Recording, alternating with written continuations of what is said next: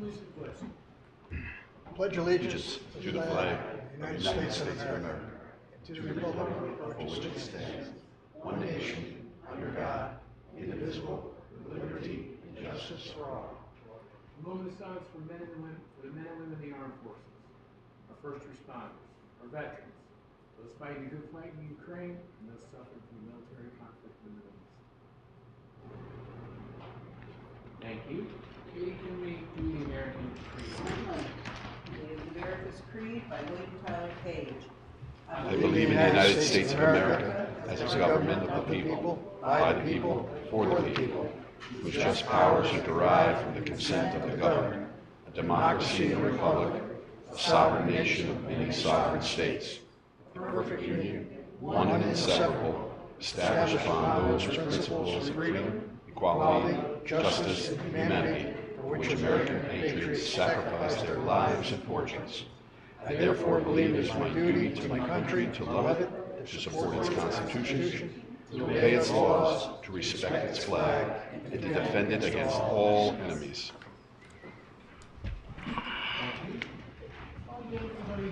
Yes, we do. Tom? You're up. Thank you. Thank you.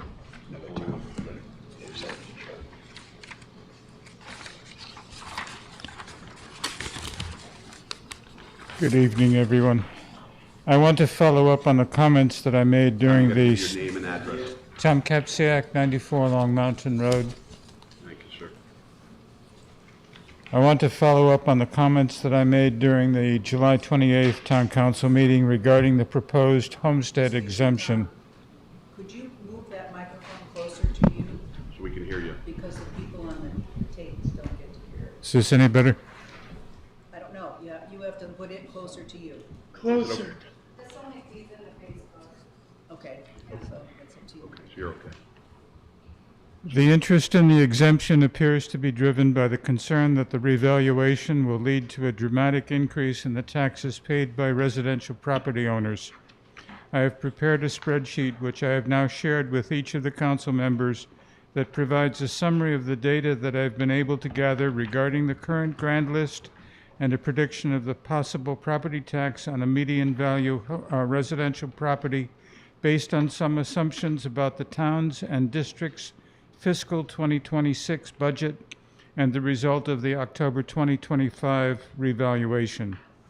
Based on the information that I've been able to gather and the assumptions that I have made, the property tax on a median home value will increase by 4.4%. It is important to note that we don't have firm numbers on which the 2026 property tax will be based and won't have those until next spring. The other area of significant uncertainty is the impact in the reduction of funding from the federal government that may require additional funds from the community to cover the cost of services for which the funding has been reduced or eliminated. It isn't clear to what extent the state will be able to assist with covering those shortfalls and how it will raise those funds. If the tax increase that I am projecting is close to being accurate, there does not seem to be a basis for the panic that has been expressed on social media and elsewhere. As I mentioned on 7/28, my suggestion is for the town to focus on responsible budgeting and to assure that the community is aware of the needs-based programs for tax relief that already exist. If the town's attorney is able to provide a structure for a needs-based tax relief program that can withstand legal challenge, then we may have a basis for further conversation. At that point, we will need to confirm whether we are proposing a tax deferral program where the deferred taxes are recovered at the time a property transfers ownership, or a tax forgiveness program, since they have very different administrative requirements and a different long-term impact on the community. Thank you. Thank you. Thank you, Tom. That's it. Next, Katie. All right. Item number 4A and B, I'd like to move that we approve the items of the consent agenda and also the meeting minutes of July 28th. Second. We have a motion and a second. Any discussion? All those in favor? Aye. And Any abstentions? Thank you. also for the tax collector, refunds $3,820.08. Sorry. Second. Thank you. Any discussion? All those in favor? Aye. Any opposed? Any abstentions? Thank you. Okay, item number 5, I'd like, I'll do all 3 of them, A, B, and C. I'd like to move to approve the Park and Rec's request to accept a donation of $3,100 from James Tomasak for the purchase of a park bench and plaque in memory of Cyril and Wayne Tomasak. The bench will match those that are currently on the town green, and they would like to have the donation be placed in the park gift fund, and Parks and Rec Commission thanks the family for their generosity. For 5B, we'd like to move that we give the approval to the donation that the mayor's office received, $250 from Mr. and Mrs. Renberg and the Roger Sherman DAR for the memorial benches at the 9/11 Memorial Park, and a $50 donation from Kent Fletcher also for the 9/11 Memorial Park benches. And for 5C, move that we approve the donation of $1,103.50 that was donated to the New Milford Police Department to be used toward canines, and that came from the Hometown Foundation and the Northville Market. Second. Any discussion? All those in favor? Aye. Opposed? Any abstentions? Thank you. Okay, item number 6, mayor's Next, comments. mayor's comments. So, very briefly, first, congratulations to Team Tie-Dye, Captain Brian Shanks. They won the New Milford Co-Ed Draft Softball Tournament this past weekend at Youngs Field. And thank you to all the players, the volunteers, the sponsors, Representative Buckby, Mike Furman, and the Tournament Commissioner Meg Lyon. Very successful event, and that money was raised for Harrybrook Park. Also, I was able to, on Sunday, stop in to the Village Center of the Arts, as they had, actually Saturday night, an arts concept creation opening event. And they showcased all of the summer camp students' artwork, which was amazing. A big congratulations to Addison and her piece, Mr. Frog, which had been chosen for entry into the National Ceramic Exhibition. Oh, cool. So a big job. Big congratulations to Sheila Kachacha and her grand opening of Crown and Comb Salon, which is located at 7 Kent Road. Used to be the old Lou Light building there. Wish her much success. And New Milford Restaurant Week is almost here. And we are doing a Sip and Savor event on 9/17 at 19 Main from 6 p.m. to 9 p.m. to kick it off. And we are going to be awarding who's got the best appetizer, best drink. So please stop down and show your support. Also had a very successful Rock the Block this past Thursday. Big thank you to Bank Street Group for putting those on, and the Pop Rocks always do a great job there. And just as a reminder, we still have time for the ice cream crawl. It's still happening until August 29th. Oh. And on Tuesday, September 2nd at noon at 19 Main, Lieutenant Governor Bisowitz and the Director of Office of the Arts, Liz Shapiro, will be here to formally induct New Milford into the cultural district designation. So we'll be a cultural district. Excellent. So big congratulations to our subcommittee and everybody involved in making that happen. And then lastly, I had a meeting this past Friday with the other municipal heads concerning Candlewood Lake Authority. So that was the selectman from Sherman, selectman from New Fairfield, selectman from Brookfield, and Mayor Alves could not be here but sent his representation. For those that may not be aware, the islands in Candlewood Lake have been overrun. Massive amounts of garbage, lots of late night partying, a lot of issues with that. So as the selectmen and the two mayors, we will be closing the islands on Candlewood. That's going to be starting effective on Friday. That gives all of the municipalities time to formally put signage up. And we're going to on our 4 islands as well, letting them know that there's no trespassing allowed on these islands. just so we can come up with a better policy and programs for all of our islands.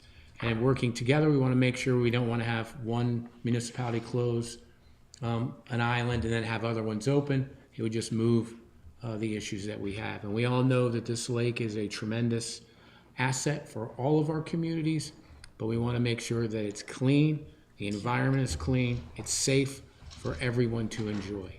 So I'll be posting more about that tomorrow, and I'll be updating you.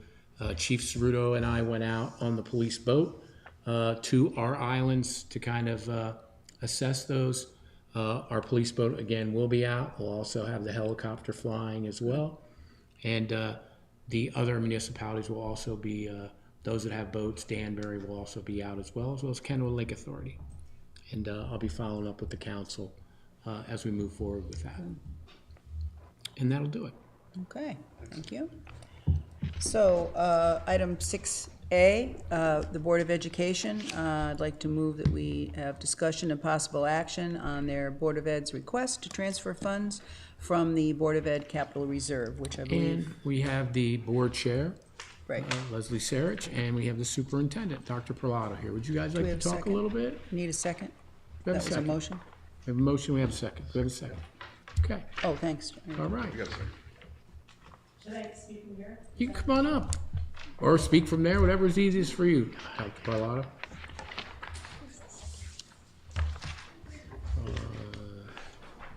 Today was the first day, right?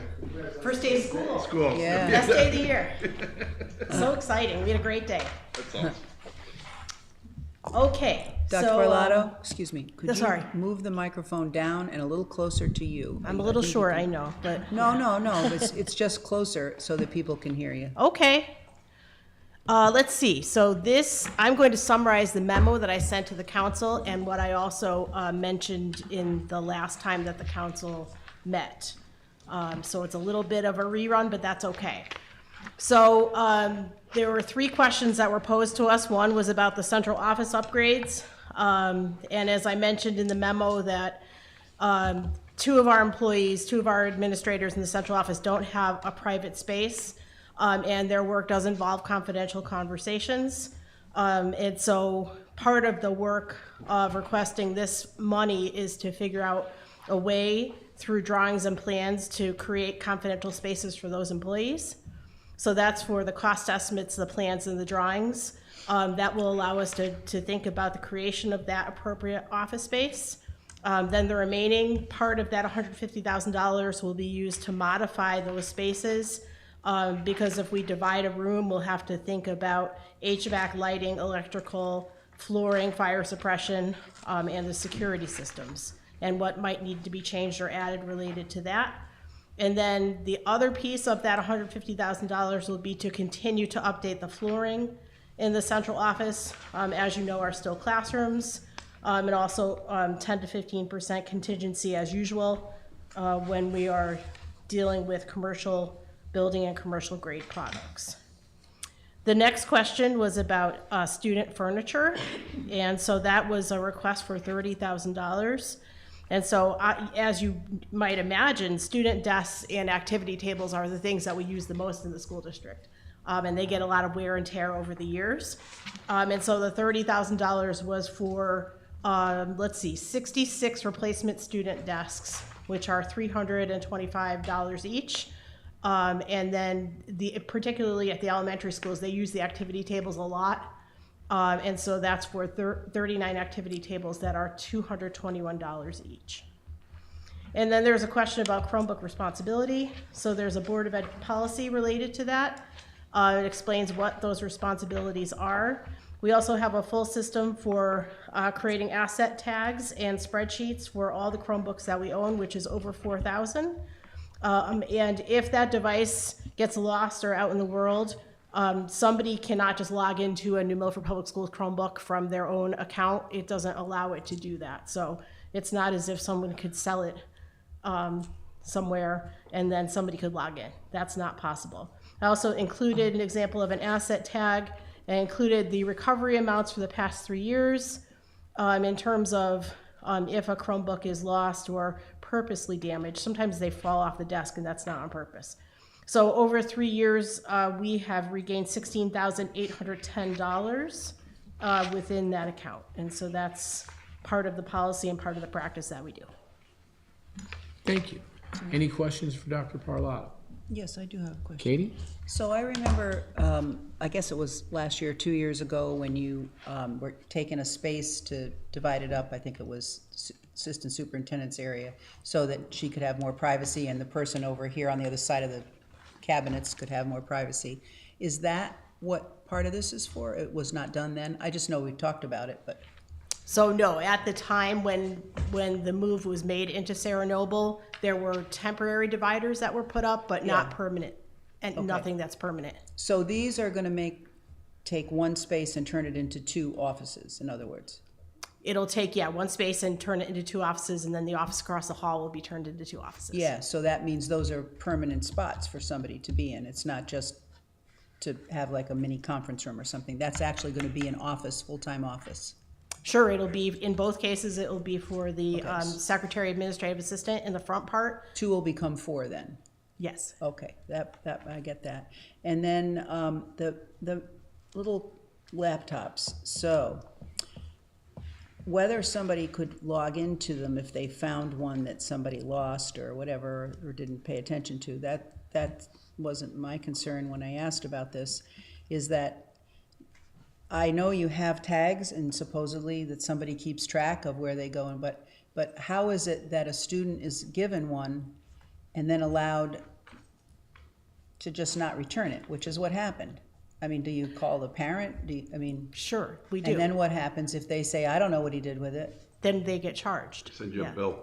But a lot of those people probably couldn't pay for it, and my If reason they're for- free and reduced lunch, then of course, they're they're not Yeah, gonna so charge. my point is that then, do they get another one? It depends on the situation. I mean, they need it for their classwork. They, sometimes, if a student loses it more than twice, they have to go on a loaner, and it just stays in the classroom. So all of the work that they do requires that they have some sort of an electronic, Not all, but depending on the But grade enough. level. So let's say grade 7 through 12, just as an example. Grade 7 through Right. 12 is certainly more dependent, or there's more Sure. heavy use for sure, yeah. so there isn't any way for them to, say, log in to a central place to get whatever information or whatever they're supposed to be studying. They have to have what you give them in order to do that. They can't like go home and pick up like my laptop or your laptop and get on there. They could log in from home if they had a computer in their home, yes. Okay, all right, so, okay, then I'm just curious that, because there's probably, I guess they can't do it on their phone, though. Be kinda Yes, but it's tiny- hard to do your tiny, schoolwork, yeah, I yeah, it's hard to understand. type, yeah, it's Okay, hard to and read how the many of materials. these do you think you don't get back every year? Do you have any- Oh, I'd have to look into that. I can get you that answer for sure. Well, yeah, I know that after the kids were home for COVID, that there were quite a few that never came back. Yeah, And that was a, so we'll just forget about that. We'll have to Mm-hmm. take that as a wash. But for now, you're saying that they have to return them. If it's not returned, they get, okay. yes, particularly at the end of their school career, we can say, we can withhold their Right, diploma and everything if we really wanted to, yeah. got to, yeah, I see. Yeah. Okay, We call thank them, you. senior accountabilities. Mary Jane? Yes. If I may just add one more thing. So it's not supposedly we keep track of them. There's a system for that. Yeah, There's a right. system for keeping track of those. I know you're not personally doing it, but I I know, no, I'm just saying that I don't want it to sound like there's not a system, because there's a system. Oh, I know you have a system. Yeah. That's why I was talking about the tags and stuff, and I know you know that John Smith owns this Sure. one and Mary has that one, yeah. Yep. Good. I'm glad you don't make them all pay if they Mary, can. Mary Jane? Thanks. Yeah, I just want to say I support their request. I have no problem with it. I know they come in and they do their homework, and, it's very reasonable, and it's their money, so. Great. Thank you. Any other? Quick question. So Dr. Doug? Paula, a lot of people don't understand the Chromebook. So are they assigned the book in the beginning of the year and they have it for the whole year, personally have it, and they bring Yes. it back and forth? They bring it back and forth, And except then for the- the and the young children, they stay in the classrooms.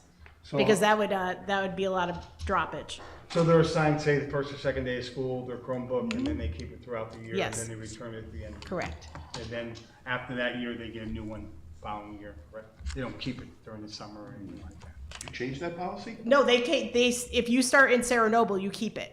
You keep it throughout Yeah. Yes. for the rest until you graduate, that same Chromebook. No, you should get a new one in 6th grade. Okay. Yeah.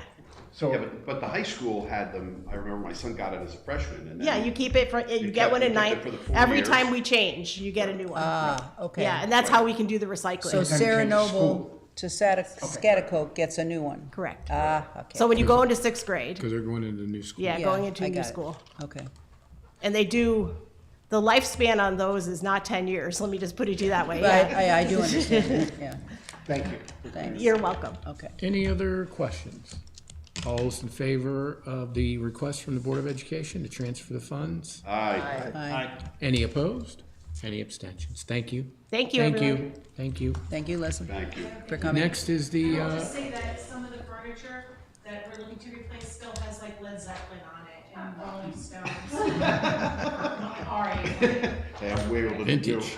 Vintage, yeah, Oh, vintage. is your seat? Elephant trunk, Vintage. right, Yeah, right, save those Thanks. desks. Yeah. Next is register of voters. right. Item number 7, I'd like to make a motion that we approve the request to reduce the number of polling locations on the annual town budget referendum. And note that there is a setting for the public meeting about this on September 8th at 6:30 in this room. But I did move for possible action. Get a second? Second. Thank you, Mary Jane. Keep it going here. And Chris, would you like to come up and, for those that weren't at the last meeting? I didn't know about this until today. So, have any questions on it? Pick the mic up, Well, Chris. Chris, so- for those that weren't Thank you. here at the meeting, if you could let them know that you and Sandro are looking at reducing for budget here, for the Yeah, budget sure. vote from 8 to 1. Yeah, over the past, year or so, me and Sandra have been going back and forth because with researching it, because running referendums, even with a very small turnout, despite the anomaly of the last one, overall they're a very low turnout. They cost just as much as any other election to do in labor costs, ballot costs, etc. Like roughly $19,000, no, $24,000 is the full price, and we would save. If we went to one location, we would save $19,000 just in the labor side of it. It's much easier to manage for us, having a single location. That location, which would be Pettibone, has far better ADA accessibility than any of the other polling locations. It probably wouldn't require or require a lot less in the way of police traffic duty. That's another added cost for Oddfellows, about $2,500, I think it was, per election. With a referendum, when we have multiples, it's an individual election. So each one of them costs $24,000 in labor, and I think it's like $4,000 or $5,000 in ballots, other, supplies with that. And we have to pay Oddfellows for each one, or not Oddfellows, but the police department an extra, I think it's $2,500 off the top of my head. It's in there somewhere, in some of that paperwork. And yeah, just over time, it's getting harder for us just from a financial standpoint to justify having all 8. It's fairly common with Connecticut towns to not have it in every single polling district. They either have it in a single location, because even towns like New Haven, or cities, their turnout for referendums is substantially lower than their normal turnout. That's why they put it in either a single or a smaller number of locations, because of that, because of the saved cost and logistics with the whole thing. That's the main thing with it. It'll free up, for us, it's probably not gonna reduce our budget, but allow our budget to be used for paying off the new tabulator maintenance fees that are much higher than the previous ones, things like that. So it'll probably just be rolled into that. We do plan, at least for the first few years, probably doing a lot more promotion of the fact that the referendum's in a different location, especially this first year if it passes. A lot more than we have ever in the past with that. I saw some online suggestions. They were actually very good ones, ones like putting the banner on the bridge and that sort of stuff. That's something we can consider and now potentially have some budget to actually make possible. to do things like that for promoting elections that are coming up. So, Katie, and then Doug? Okay, so Chris, if I understand, you feel that by taking away a polling place that's close to your home, and I just want to reiterate, which I think everybody in this room knows, is this is the largest town in the state. We have the most area, which means that people have to travel to vote. Sure. So we already know what happened when people in Gaylorsville lost there. They were very upset, and I don't blame them. But taking all those away and making people wait in a line of one polling place. So you want to enhance the attitude about people coming out to vote. I'm not sure, maybe you don't realize every single reason that people don't come out to vote. I don't think the main one is because they have to travel to some place that's close to their home. It's just my feeling. But one of the other things is this town has a really large population of seniors, which I'm sure you know by looking at the voter rolls. And to take away someplace, you say they're ADA at Pettibone, but again, you're gonna have to wait in line. And that building, by the way, is not intended, if I'm correct with this, Mayor, it's for the use that's being used for now only. Otherwise, a lot of things have to be done to it, and that's a cost to the town.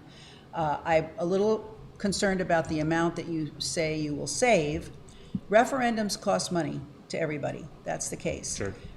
I just think that seniors, you heard what happened in Gaylordsville, and a lot of those people were seniors. So now they have to get somebody to drive them, or they have to drive farther away, and maybe it's gonna be snowing or raining or whatever. The whole idea to get people out to vote is to make it easier for them.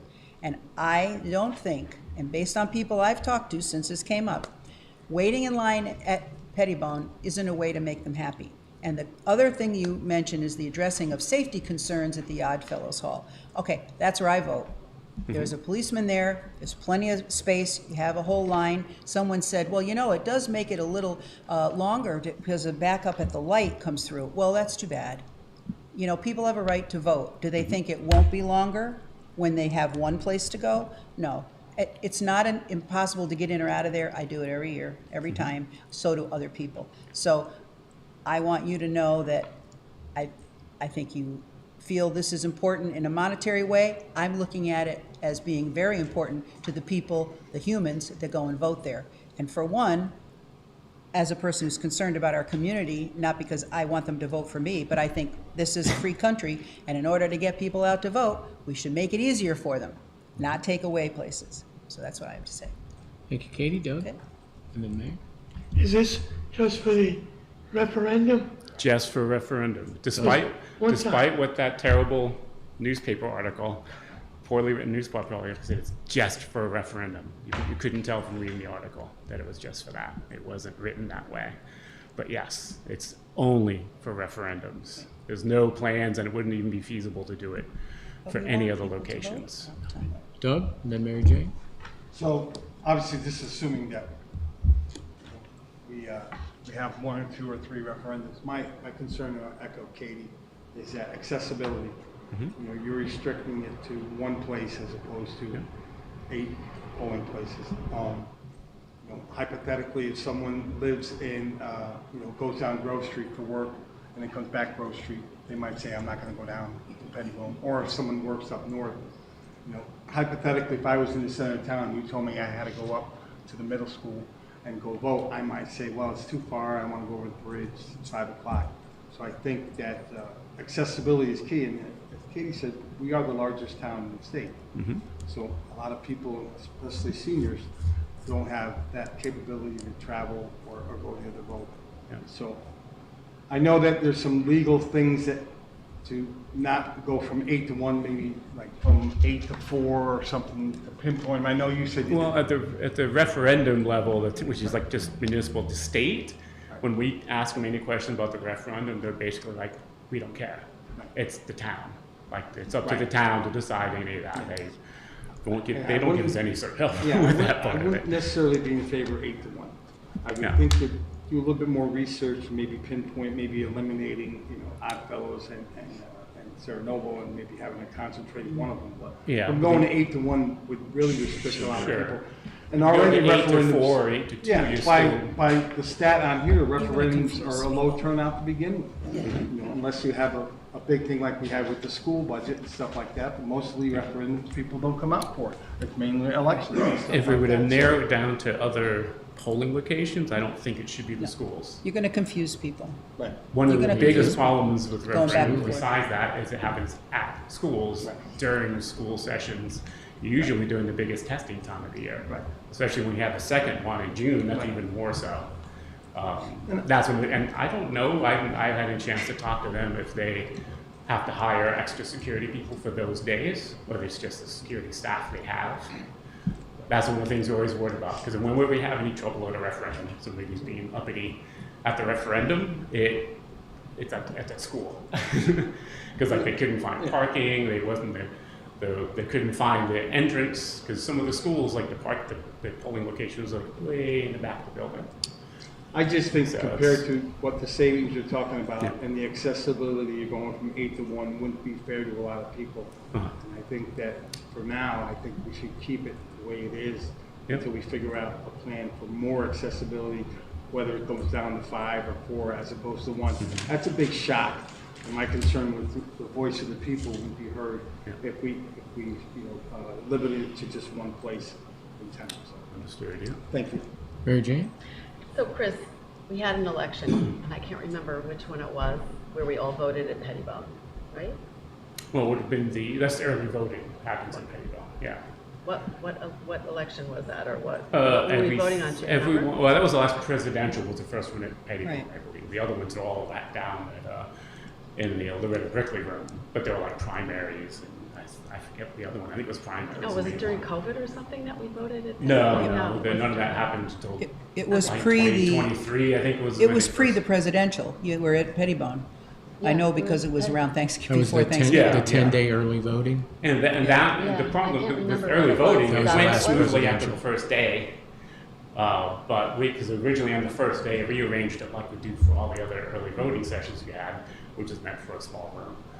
And we had a lot of trouble with lines and people getting mixed up in lines. And then by the second day, we like rearranged the whole layout to deal with that line. Yeah, I remember The big being problem there, with and it- early voting yeah. was we're stuck using the little paper ballot boxes. And we only have 2 that we can use at a time at the moment. And people really don't like those paper ballot boxes and having to sign the envelopes and all that stuff.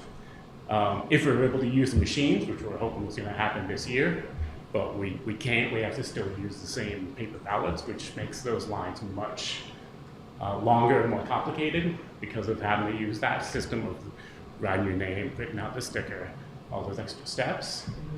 That those lines are going to be slow until they change that law. At Pettibone, if we had regular elections there, like say the referendums, or if we moved District 3 back to there, we would have the tabulator machines, so the lines would be like that. Yeah, I We don't can set up remember it being- without moving anything around. Out of other polling locations, we have 4 machines we can put in there at a time. Mm-hmm. And they will process the ballot like, every 4 seconds or something. Yeah. But you still have to process the people that come in to fill out the But ballots. Sure, that, yeah. whatever that was, that election. Yeah, other polling There locations. wasn't any problem with the lines. I thought it. Yeah, the was first days were addressed. definitely. Yeah, Maybe, there was maybe I not wasn't fun there on the the first day, but I didn't Uh, have to wait. yeah. It was. By the second or third day, that it was it. like running fairly smoothly, so. Yeah. It was usually just people asking questions and what slowed it down. Because it was such a different system. It still is, unfortunately, still a very different system from what they're used to, that it slowed it down because of that, So so. I support the idea. I personally, if it's a referendum and it's an important issue to you, to the town, you're gonna come out. And I think a lot of times the people don't come out because they either don't care about it, they're not interested, Right. they don't know anything about it or whatever. So if you change They the don't do that place, now. if you change the place, do you think that will change their thinking? It would allow us to promote it Right. easier. It would, No. if there are You're, any, you're saying that, but voting is as Sure. easy as it possibly could ever be. oh yeah, So we have absentee ballots for people the who can't ease of drive, voting so. isn't the issue here. Yeah. I think that keeping, as I've already said, keeping people amenable to voting in general, if they choose not to go, they're gonna never go. So, but I think if you take away that place, we'll find out on September 8th maybe I'm completely wrong, but I've had so many people tell me that they don't see any reason, and they were talking about Scotticoke up there, and, you know, I love going there. I can drive right down, you know, I drop my kid off, blah, blah, blah.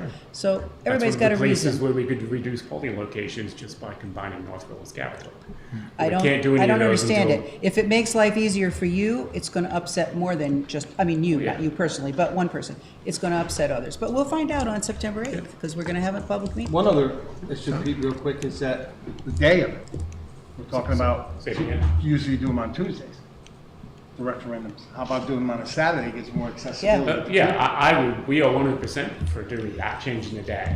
That's one of those things that we're like worried about putting in the proposal because like traditions. I challenge you to do a referendum on a Saturday with all the polling places we have. Start with that. Yeah. Because you know what happens in Sherman? They do it. Other towns do it on the On weekend. Saturdays, very common. Much easier.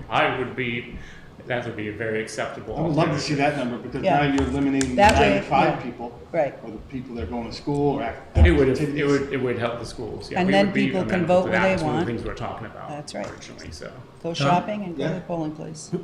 I mean, in hearing this, I mean, I echo very similar concerns about, you know, voter disenfranchisement, you know. But I think that would shift on a Saturday, Yeah. you know, and maybe if your step was, let's go to a Saturday and Try then that. see what the numbers are, and then maybe we take this in a few years down to 6 places, or as you said, maybe 4 places. It depends on what kind of response we get. And I mean, I'm dying to hear what the response is gonna be in Yeah, September, no, because that sounds you know, acceptable. for me, it's, you know, it's either on the way, it used to be on the way to drop the kids off at school. Right. Now it's on the way home from work. It's relatively easy. I drive up Yeah. 202 and I pull into Scotticoke into SMS, and I'm done in 5 minutes. What's involved in going to Saturday, Chris? Us just saying, let's do it Saturday. Because the state's not involved, it's basically up to us and up to you. All our voting could go to Saturday? No. Referendum. Just, Just just I wish. But referendums are important, Yes. extremely important at times. They You would are think so, important. but Yeah. you would think everyone in I'm the just town would be concerned voting about those, the because they're traffic so flow important. on any day. You're bringing everybody right here into the center of town on a Saturday morning or Saturday afternoon. Oh, It's a lot of traffic. no, we don't For a want to do single it. polling I'm, place, that would be- I'm that all would be for involved. trying Saturday referendums before you decide to change the Yeah. polling places.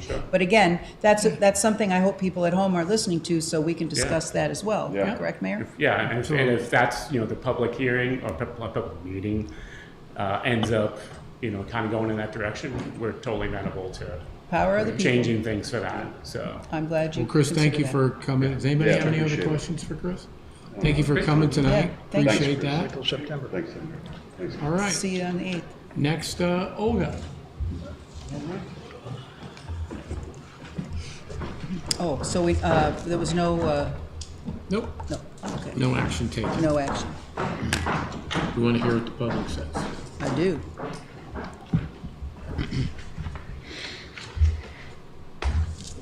Good evening, members of the Town Council, members of the public. I'm here to discuss our July report, which is our first month of the fiscal year 26. Well, first month of the year, so not much going on, but we are showing a steady trend. Our collections are close to 50%, which is on par with our historical performance for the first month of the fiscal year. There are still some transactions that are lagging. They are coming in August, but they actually belong to the current taxes, so that number will change in the next report, even though the collections will be slowing down, just because, as you know, we do have 2 installments coming due during the year. So those collections will boost our interest income in the upcoming months as we draw down from those reserves to meet our operating needs, but that would help to boost our collections in interest income. On that subject, interest rates are still where we want them to be. They are above 4%, in a range of 4.4. They fluctuate a little bit. We hope that that the interest rate will remain at that level, which will help us to meet our budgetary target. In July reports do show the recognition of our unanticipated revenue, which came as a result of our bonds and bond sale. So we did collect bonds premium and bond premium, which was mentioned earlier. But other than that, other departments, collecting their normal revenue as expected. So far, we're just seeing similar trends as to our prior years. So good indicators on the revenue side. And if you have any questions, I can take them now. Any questions? Good indicators. Okay. Moving to expenditures, again, first months, everyone is within the budgets. And we hope they will remain within those boundaries throughout the fiscal year. But so far, just, moving forward, just addressing the needs, and nothing really resurfaced, as a sign of any potential issues. So, we're going to do our best to stay on that track. Any questions for Olga? Just real quick, did you get a chance to see this at all? I did. You did? Well, no, just now, before the meeting, yes. And as our resident actuary, what do you think about these assumptions and assumes? Have you got a chance to look at them and see if they're kind of close, these numbers that were presented to us? Well, assumptions are, obviously, we don't know what the future holds until we go through the actual process. But the actual grant list section does not have enough details to address what is happening with the reval. Thank you, Any Olga, other questions for Olga? Thank you, Olga. Thank you, Olga. very much. Okay, Grant compliance. item number 9, I'd like to move that we approve and accept the $5,000 grant from the Connecticut Department of Transportation in conjunction with the Council of Governments. The purpose of the grant is to provide funding to hold a New Milford Bike Day. Second. Thank you, and this is funding that will allow us to do bike safety within the local police department. We're also going to be working with the River Trail and Bike Committee for that as well. And it'll be a great opportunity for young and old to learn about bike safety. This is for adults. We've always had a Adulting, good one with the adulting, youth agency, but absolutely. now we all can get it. Yep. Well, that's great. Any other discussion? All those in favor? Aye. Opposed? Any abstentions? Thank you. Speaking of the youth agency, item number 10, I'd like to move to approve the request from the youth agency to accept a grant totaling $9,439.65. This is for the DCF Region 5 Youth Diversion Team. This program and its services refer youth and families that need help. The awarded money will be deposited into the existing grant project account, which is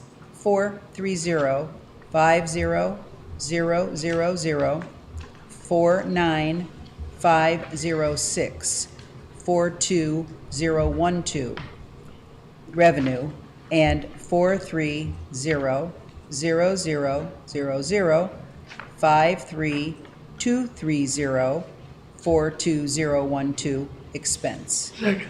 Thank We you. have a second from Mayor. All those in favor? Aye. Aye. Any opposed? Any abstentions? Thank you. Mayor's comments again. Okay. Have any more? We're pretty good. We've got, we talked about some of the things that are gonna be going on. So next, let's go to All right, item 12. South Kent Bus Prohibition Right, Ordinance. 12A, I'd like to move to approve and adopt the South Kent Road Bus Prohibition Ordinance as on file in the town clerk's office, for which a public hearing was conducted on August 11th, 2025. Second. Any discussion? And then we're working in partnership with Kent? Yes, Mayor. Kind of wondering if this wasn't a kind of discriminatory action by the towns. You know, buses, you didn't describe them. So little buses, big buses, school buses. No, they did accept, We they did, did, right. they School did buses take, are not in no this. school buses. They're not in the ordinance. They're not Yeah. covered under that. No, not school buses. Okay, It's basically like tour buses that were not. that's what I'm saying. Right. Yep. It's tour buses only. It's the size of the bus, yes. It's the size of the bus. Not the And that- little, like, South and that Kent bus- little buses? Not And those. that bus going on South Kent Road can't make those turns. It goes into the other lane, the center lane, makes it a big safety issue as well. And will a driver from Brooklyn, when he's bringing somebody up to Club Getaway, gonna know what the law is? Well, Mayor, we're hoping that with the Signs. papers are writing, the signs that we'll have, also, Yep. hopefully the Destination Club Getaway will also let the people know. And I think the most important thing is if they do try that and get a nice sizable ticket, I think that will definitely deter the next one. Thank Mary you. Jane? Yes, So, sir. and I'm sure the bus companies are going to be notified of this, So they will I think they will hopefully too. notify their drivers. I think that the gentleman that was here from Club Getaway said that they have told the drivers, but the drivers go by the Waze, and Waze you gotta takes let that Waze 30 and- seconds. And maps know this. Yeah, I think they'll exactly. know once this gets published, you know what I Yeah. mean, the algorithm to Yeah. hopefully, have them go straight up Route 7. Right. And we're hoping. Yeah, I think this is very important. Sure, I agree. It's a very Sure. Huge Kids? safety issue. Oh, my You gosh. know what those roads are like. I And, do. I was so close about 2 years ago. This guy, I didn't even see him. Yeah, my husband had a close call there too. My neighbor had a close call. Yeah, So- so, Scared the hell out of me. And like This would be the good. mayor had said, I know that when I drive my camper, it's a certain height, so you can go into a certain map. Right, And the same thing with a bus. If you're a Width. bus, it'll have certain routes for a bus to go, whether it's weight or height, and that presses into the map that you're going. Any large vehicle that's higher than Bridge a, height. avoid lower bridges and so forth, so Yeah. they do put those in the algorithms into the map quest and ways, so I think it's a great idea. well, this will also, anything that they weren't doing at Club Getaway, which I think he explained that they were, but this would really enforce it more to them, to be sure to tell these drivers, send notes home with the driver Yeah, or if whatever. if they And it's get great. fined a few times, they'll be, Yep. Oh, yeah. Yeah, it'll be It's money great out of working with Ken. drivers. Yeah. yes. Ken's feeling the same way, so it's That's great. great, yeah. We work together with them. And thanks to Kristen, who did Any the other work on it. questions or comments? All those in favor? Aye. Opposed? Any abstentions? Thank you. Item 12B, I'd like to move that we approve moving the currently temporary committee, B-City Temporary Committee, moving it to be underneath the Economic Development Commission and become Second. a non-temporary Thank you, committee. Mayor. Yeah, I second that with him. That is great. Okay, this I has love been a this long B-City time coming. thing. Love it. She's over there. Any discussion? No, I don't have a question about that, but I have something else before somebody yells to adjourn the Can we, meeting. no, so we need to just vote on this, so you don't want to adjourn. All those in favor? Aye. Opposed? Any abstentions? Okay, Thank Patty. you. Okay. So, do we have any more information on this homestead exemption? So that's going to be at the next meeting. Brian, because this was a special meeting. Right. We're going to have our assessor come in and talk a little bit more Okay, about the revow. okay, Kind of how that works, and a little bit more about the Homestead Act and how it can benefit our primary residents here in New Milford. okay. So, we're having a public meeting about it? Yep, the goal is Oh, going to yeah. be hear And more then are of we this, gonna be voting on it that night? have a public meeting, see what the public has to Yeah. say, and see about how we move forward from there. Okay, because I think there's so many questions out there in the Right. public, Yes. and people are getting very concerned about it, and, I personally don't know a lot about it either. Sure. Right, it's And I think complicated. what's great, Mary Jane, is after we hear more from Brian, Mm-hmm. talk a little bit more about the structure and see how this really will benefit people that own primary residence here, and how it's one part of a toolkit to help with the revow. Mm-hmm. So, and I think Brian, as our tax assessor, can give us more of a input, because we're making a lot of hypothesis when it comes to values, and in some of our areas, we're going to see significant value growth. Yeah, and I'm not so sure, and that's what confuses me, and that's what's confusing a lot of people about why is the revaluation for some properties gonna be going up so high? So we need some. lot of And I'm sure he'll explanations tell on you it. one of the things which is great news is you go by, for residential properties, you go by sales.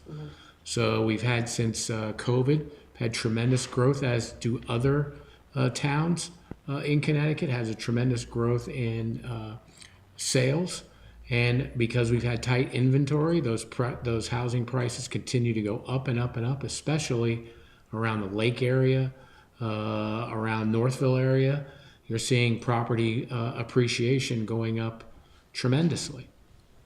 And those values are going to go faster and higher than our commercial. So what happens is then the balance that you pay in taxes is going to shift more to the homeowner versus the commercial property. So what we're trying to do is trying to balance that out a little bit more. And this is one of the tools in the toolkit. Okay.